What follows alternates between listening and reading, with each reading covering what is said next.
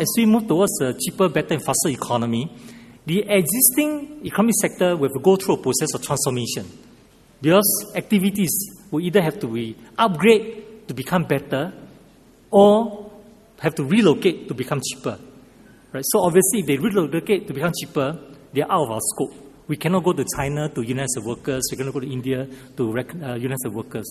But what we can do is to keep in pace with the upgrading, the transformation of the industry in Singapore.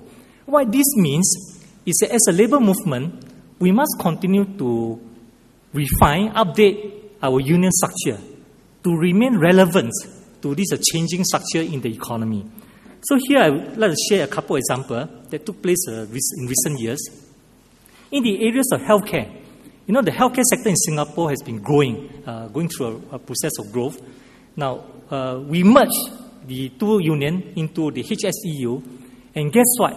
Over the last couple of years, from December 2007 to August 2009, union membership in HSEU has grown from 11,600 to today almost 16,000, about a 40% growth. Right? So it shows that, I think I say well done to Diana and the HSEU. Well done. Yeah.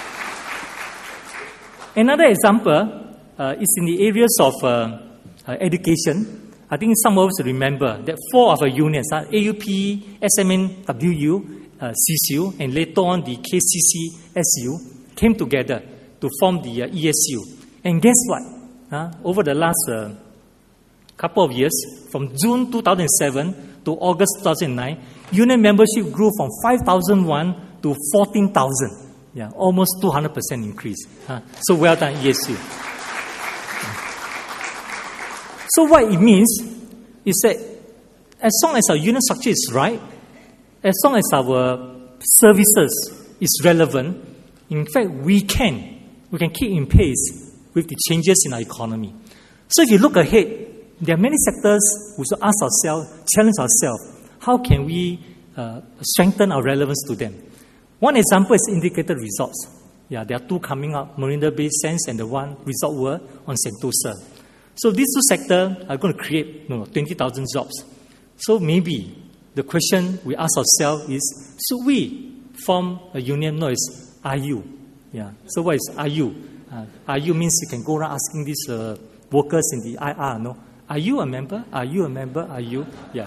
So actually the question is, are you a member of RU? Yeah. RU stands for Attraction, Resort, Entertainment Union. Yeah. Yeah. So this is something that some of unions, the relevant unions, are now looking at. Now, but the more important point is that this whole process of keep updating our union structure is an ongoing one. So we as existing union, obviously it's very painful for us to have to change our structure, have to hire off part of our branches to form a new unions and so on. But I think on the whole, looking at from the overall perspective of the labour movement, if we want to succeed in becoming a bigger, better and faster labour movement, I think it's something that needs to be done.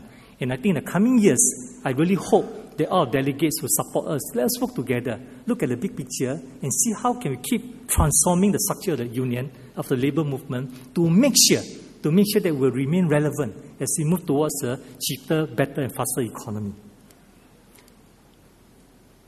Now, so by working together in the areas of firstly, working on recruitment of existing sector, new growth sector, retention, work-leave play for all cohorts of workers, and more importantly, relationship towards a lifelong engagement. So we are now aiming for 600,000 members, hopefully by next year. So this is something that I hope our delegates will endorse as well, so that we can continue to grow as the most caring and inclusive labour movement of the world. Now, in conclusion, this is my final section now. Now, in conclusion, the last 2 years since we met at the last NDC were challenging times. Global inflation, global recession. So that was the bad news. Now, I wish I can say that the next 2 years, the situation will be better. I wish I could say that. But frankly speaking, I don't think so. I think we are going to move from the last 2 years of a global recession, global inflation, to the next 2 years of maybe what we call a less job world. The world is not going to be jobless, but it's going to be a less job world. Just imagine, OECD country, 8.5% unemployment rate. USA, 10% unemployment. Now it's 9.8%. 9.8% unemployment rate. Globally, 7.4% unemployment rate. Just ask ourselves, how long will it take to bring this global unemployment to a more normal level, to a more acceptable level? In USA, about 2 weeks ago, there was a big debate, and I happened to catch it on one of the TV channels. The question asked was that what is the government going to do to bring down unemployment rate in USA from 9.8% to 4% to 5%? And the reply was, in the course of debate, the reply from the official is this. He said, for them to bring unemployment from 9.8% to a normal rate of 4 to 5%, it means that the economy of USA must grow faster than the natural growth rate. Every country has a natural growth rate. It means that if you grow at your natural growth rate, situation won't turn better, won't get worse. That is your natural growth rate. So if USA unemployment is 9.8%, if they grow at their natural growth rate, the situation won't get worse. Unemployment won't go up, but won't come down as well. So the only way for USA to bring unemployment from 9.8% to 8 to 7 to 6, even to 4 and 5, they have to go faster than the natural growth rate. And it's not easy to grow faster than your natural growth rate. Not easy. Yeah. And the same will apply to Europe, apply to the rest of the world. So over the next few years, we are going to enter into this world of a less job world, where all countries are trying to compete for jobs, trying to grow beyond their natural growth rate. And the situation, as I say, is not looking good, because if you use a football terminology, right? If 3% is full employment, meaning the score is zero. If you go below 3%, then you score a goal, no? But if you go unemployment go beyond 3%, then every 1 percentage point above 3% is like you let the global recession score go against you. So USA today is 7%. Yeah, 9.8%. Right, so it's 7%. Europe is 6%. Yeah, unemployment rate in Europe today is 8.9%. So it's 6%. Japan, Pierre mentioned. Yeah, unemployment rate today, in fact, unemployment rate in Japan hit a historical high of 5.7% in July this year, just about 2 months ago. Historical high. Today, it has improved a little bit to 5.5%. So when I was in Rango for convention last week, the Rango, our brothers in the Japanese labor movement, one of the top priority is to create jobs.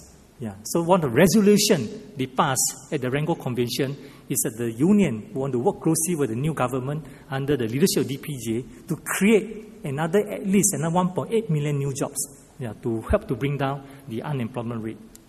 Then the rest of the world, as I mentioned, 7.4%, 4%. Yeah. So against this backdrop, so what do we do? Yeah. So we have set ourselves a very challenging target. Against this backdrop of a less job world, we have set ourselves target to move towards a cheaper, better, faster economy, powered by an all-can workforce, have a most united tripartism, and the labor movement that's growing bigger, stronger, and faster. Yeah. Can this be done? Can this be done? But the DNA in us tells us that it can be done. NTUC labor movement, we are now 48 years old. In 2 years' time, we'll be celebrating our 50th anniversary. If you look back at the past, we went through many challenges.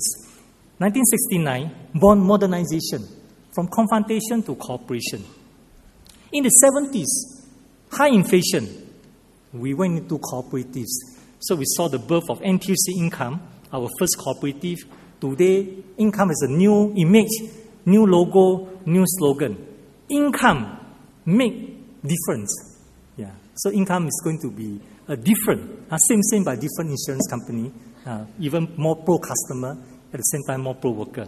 Yeah. So we will never continue, we will continue to, NTUC Comfort, welcome supermarket, today fair price. Right? So, inflation, we respond with cooperatives, and today our cooperatives is making a big difference in helping workers to stretch their dollar.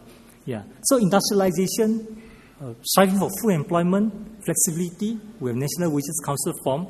Then in the 80s, we have this from a seniority-based wage system towards a flexible wage system championed by our brother Lim Swee Say. I think at the time, probably 1986, probably Deputy Secretary of NTUC.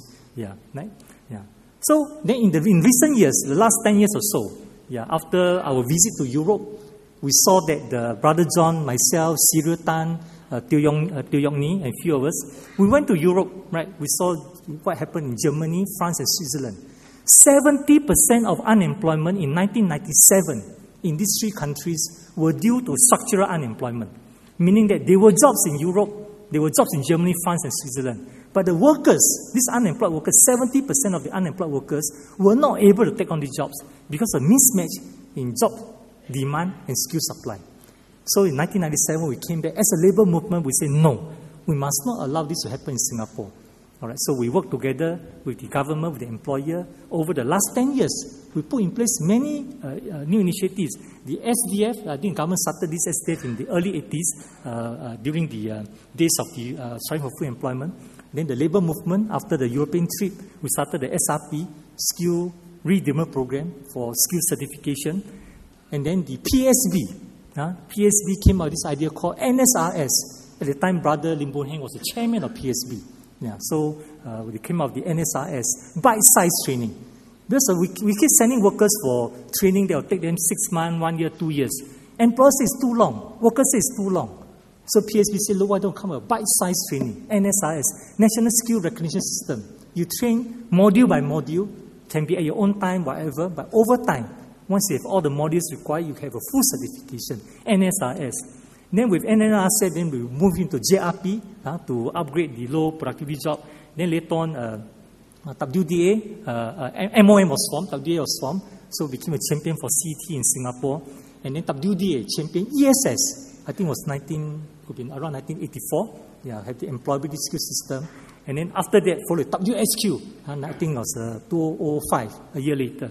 Yeah. So step by step, the tripartite partners, every time we have a problem, no matter how big is the problem, right, we always try to preempt the problem.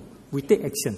So this time round, we have a new challenge, right? Because the world continues to change, problem never go away. Old problem disappear, new problem will emerge. Right? So this time round, our challenge is, as a labor movement, how can we strive to be a bigger, better, faster, all can, a labor movement for all colours, all ages, all national workers by the year 2011. We must put ourselves on the track.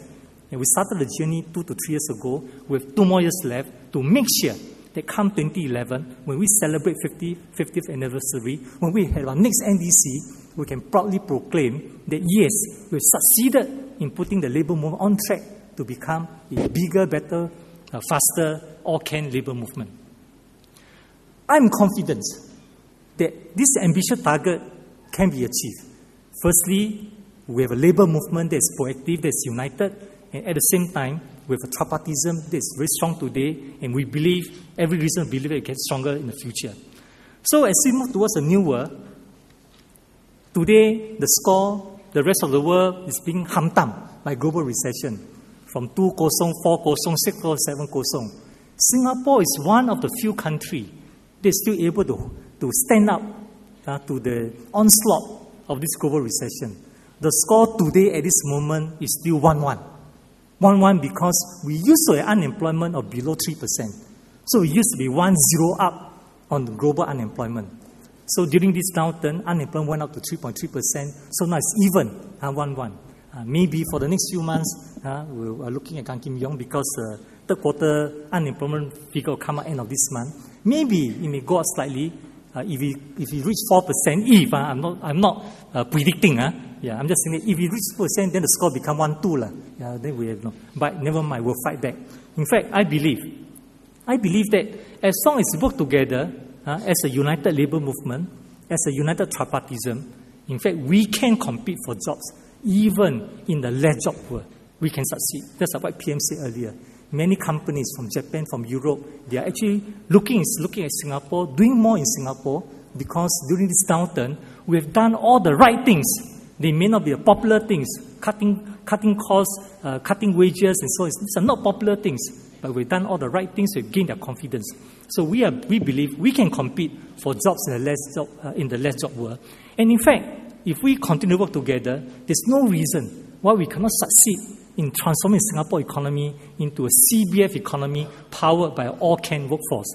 At the same time, there's no reason why we cannot continue to be the most united tripartism for a longer time to come, fueled by a bigger, better, and faster labour movement. So, brother and sister, let us strive for this.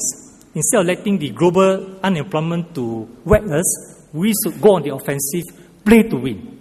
We have been working very hard to upturn the downturn. As Brother John mentioned now, we're now upturning the downturn. Yeah, I think as we move forward, let us go on the offensive. So from upturn the downturn, let's move towards a cheaper, better, faster Singapore economy, all-can workforce, most united tripartism, powered by a bigger, better, faster labour movement. With that, thank you very much.